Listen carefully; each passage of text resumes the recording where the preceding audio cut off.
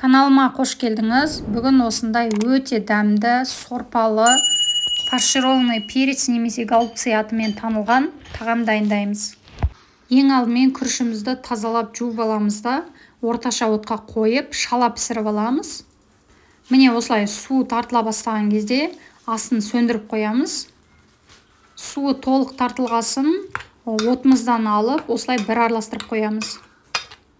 Жалпы бұл тағамды мен қалай дайындаймын, бүгін сонымен бөлісетін боламын. Ең алдымен қазанымызға осылай сұйық май құямыз. Айтпақшы, каналыма тіркеліп қойыңыз. Енді тазаланған пияздарымызды тураймыз.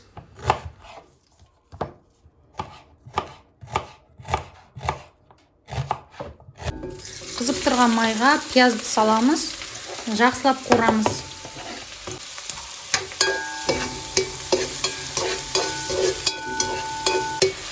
Пиязды жақсылап қызартып, қуырып аламыз, жиі араластырып тұру керек. Ендігі кезекте сәбізді осылай теркадан өткізіп аламыз.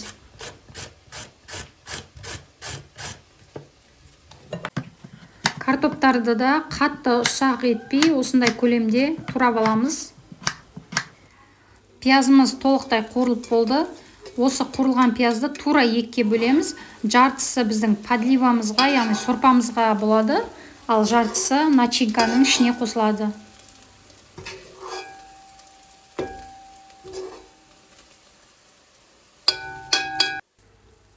Сәбіз бен картопты салып, кішкене қуырып аламыз.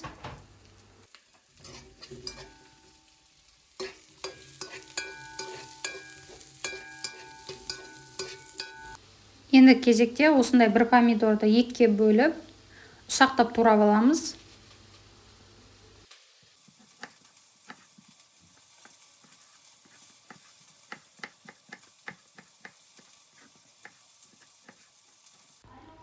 Қызанақ орнына томат пастасын қолдансаңыз да болады. Осылай жартысын подливаға саламыз, жартысын біздің начинкамызға саламыз. Тағы да бір рет жақсылап араластырып, бір қуырып аламыз.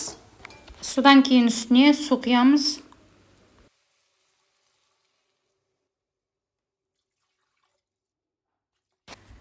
Бір қайнап шыққанша бұрыштың ішіне салатын начинкасын дайындаймыз. Ол үшін осындай тартылған етке жаңағы жартылай піскен күрішті, қызанақты және қуырылған пиязды саламыз. Және аздаған құйрық май турап қосамыз. Егер құйрық май ұнатпайтын болсаңыз, қоспасаңыз да болады. Қалауыңызға қарай. Жалпы құйрық май тамаққа ерекше дәм береді. Сонымен қоса пайдалы табиғи май.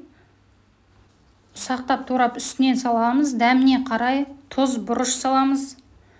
Және зіра саламыз.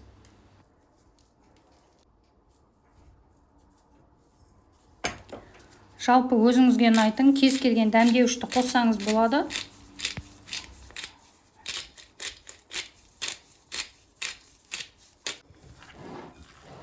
Енді міне начинкамызды араластыра бастаймыз.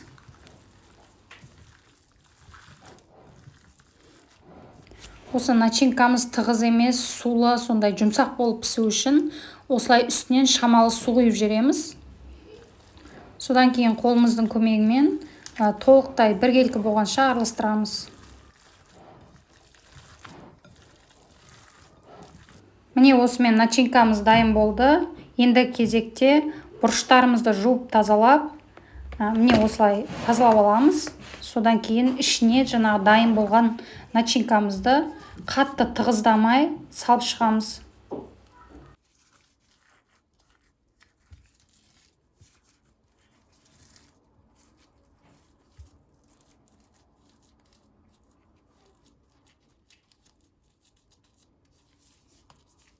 Осы ретпен барлық бұрыштарымызға начинкаларын салып шығамыз. Осындай бас жағынан кішкене орын қалдырамыз.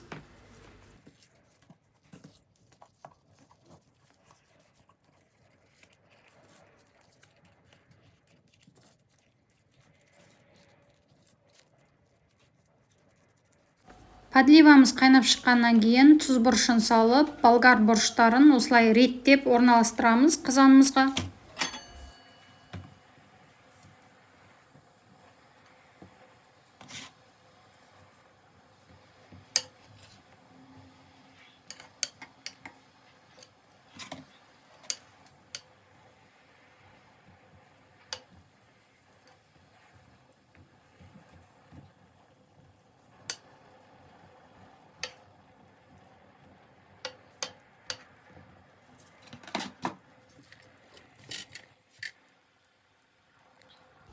міндетті түрде сорпасының дәмін көреміз. Сосын сорпаның дәміне қарай, менде тұз жетіспейді екен, аздап тұз қостым. Енді қазанымыздың қақпағын жауып 35-40 минут жай отта пісіреміз. Негізі қазанның қақпағын ашпаған дұрыс, бірақ мен сіздерге көрсету мақсатында осылай ашып көрсетіп жатырмын. Осындай орташа отта қайнау керек, қатты қайнатпаймыз. Осымен тамағымыз дайын, пісті. Үстінен қалауыңыз бойынша укроп сеуіп, дастарханға ұсынсаңыз болады. Өте тойымды, дәмді, сондай бір сорпалы болып шығады. Жасап көріңіз, баршаңызға ас болсын.